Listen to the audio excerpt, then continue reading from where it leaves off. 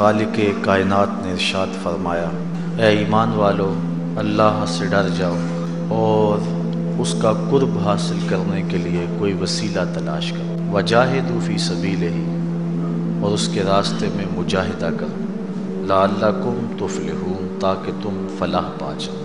ابن منظور نے لسان العرب کے اندر وسیلے کی تعریف یہ کی ہے، الوسیلۃ فی الاصل ما یتوسل بہ الی الشیء ویتقرب بہ الیہ، جس چیز کے ذریعے سے کسی کا قرب حاصل کیا جائے اس شے کو وسیلہ کہتے ہیں۔ اللہ تعالیٰ کا قرب حاصل کرنے کے لیے جو ذریعہ اختیار کیا جائے وہ وسیلہ کہلاتا ہے۔ اب یہاں وسیلے سے مراد کیا ہے؟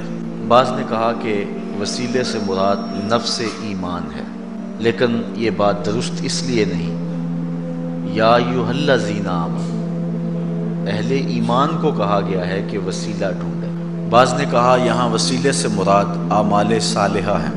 یا ایھا الذین آمنوا اتقوا اللہ، اے ایمان والو اللہ سے ڈر جاؤ، اور تقوی اعمال صالحہ سے ہی نصیب ہوگا۔ اور واو کے عطف کے ساتھ ہے وابتغوا الیہ الوسیلہ، تو پھر یہاں وسیلے سے مراد کچھ اور ہے۔ حضرت شاہ ولی اللہ محدث دہلوی علیہ رحمہ القول الجمیل کے اندر ارشاد فرماتے ہیں، اس سے مراد بیعت مرشد ہے، بزرگوں کا وسیلہ جس کے ذریعے خدا کا قرب حاصل کیا جاتا ہے۔ کسی نے کہا کہ یہاں وسیلے سے مراد اللہ تعالیٰ کی ذات ہے، لیکن اللہ کی ذات وسیلہ نہیں ہے، اللہ کی ذات مقصود ہے۔ وسیلہ وہ ہوتا ہے جس کے ذریعے سے اس مقصود کو حاصل کیا جائے۔ تو اللہ تعالیٰ جل شانہ کا قرب حاصل کرنے کے لیے وسیلہ ذوات کا بھی ہو سکتا ہے، اعمال کا بھی ہو سکتا ہے، نفس ایمان بھی وسیلہ ہے۔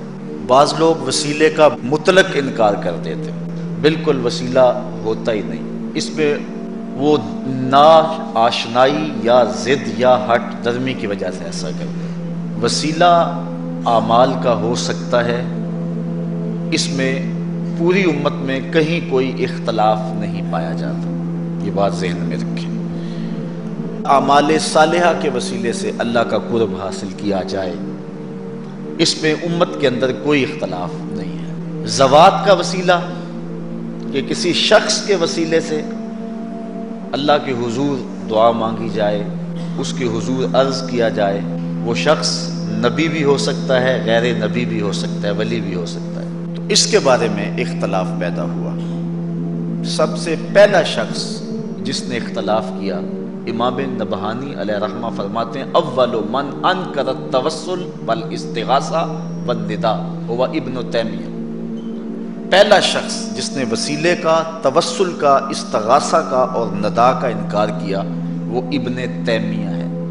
اس سے قبل امت میں اس عنوان سے کوئی اختلاف موجود نہیں تھا۔ جس طرح کہ شاہ عبد الحق محدث دہلوی فرماتے ہیں مدارج النبوہ کے تتمہ کے اندر کہ اللہ کا شکر ہے کہ بہت سارے معاملات میں اختلاف ہے امت میں، لیکن حضور کی حیات طیبہ کے بارے میں کم از کم میرے دور تک تو کوئی اختلاف نہیں ہے۔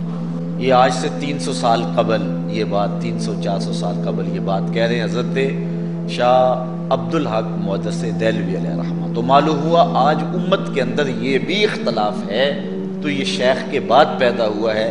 شیخ سے قبل باقی جتنی بھی صدیاں گزری ہیں، حضور کی حیات طیبہ کے بارے میں امت میں کوئی اختلاف نہیں ہے۔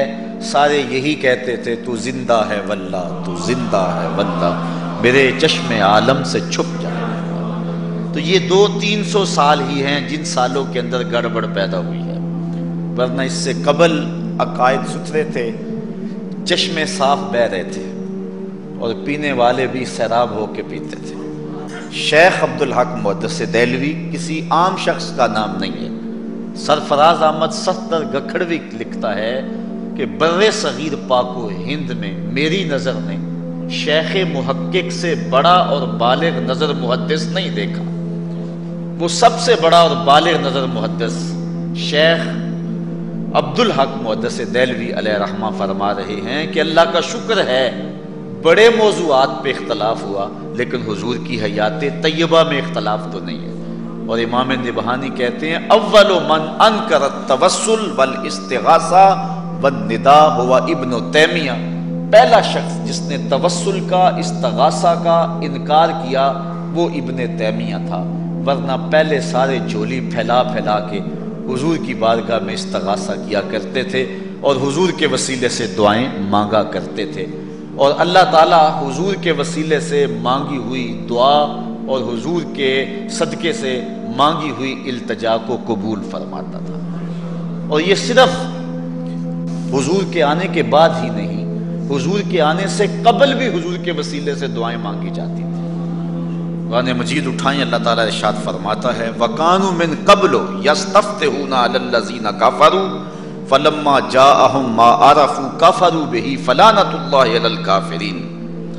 یہ یہودی، یہ حضور کے آنے سے قبل حضور کے وسیلے سے دعا مانگا کرتے تھے، اوس و خزرج پر اور دیگر قبائل پر وہ دعا مانگا کرتے تھے کہ یا اللہ اس آنے والے نبی کے صدقے سے ہمیں ان پر فتح دے۔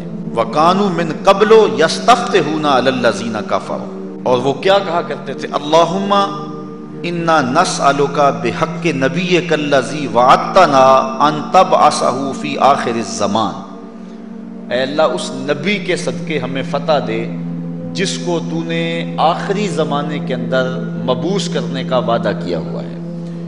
اور اللہ تعالیٰ جل شانہ اس دعا کے صدقے سے انہیں فتح بھی عطا کرتا تھا، لیکن جب حضور تشریف لے آئے تو انہوں نے فلما جاءہم ما عرفوا کفروا بہ، تو پھر انہوں نے حضور کا انکار شروع کر دیا۔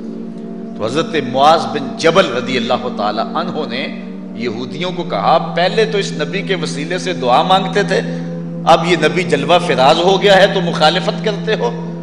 تو حضور علیہ السلام کے صدقے سے وہ دعائیں مانگا کرتے تھے، حضور کے وسیلے سے وہ دعائیں مانگا کرتے تھے۔ تو امت کے اندر یہ شائع رہا ہے، اور حضور سے قبل بھی حضور کے وسیلے سے دعا مانگی جاتی رہی ہے۔ آقا کریم علیہ السلام کی نبوت کے اعلان سے قبل بھی حضور کے صدقے سے دعائیں مانگی جاتی۔ حضور کی عمر ہے 9 سال اور بارش نہیں ہو رہی۔ حضور کے چچا جناب ابو طالب کے پاس لوگ آئے کہ بارش نہیں ہو رہی، کچھ کیجئے۔ کہا بھی کچھ کرتا ہوں۔ حضور کو اٹھایا، کعبۃ اللہ کی دیوار کے ساتھ حضور کی ٹیک لگائی، کعبہ کی طرف رخ کر کے کہا مالک میں اس گوری رنگت والے بھتیجے کے صدقے سے تیری بارگاہ میں بارش کی دعا مانگتا ہوں۔ تو راوی کہتا چھم چھم می برسنے لگا۔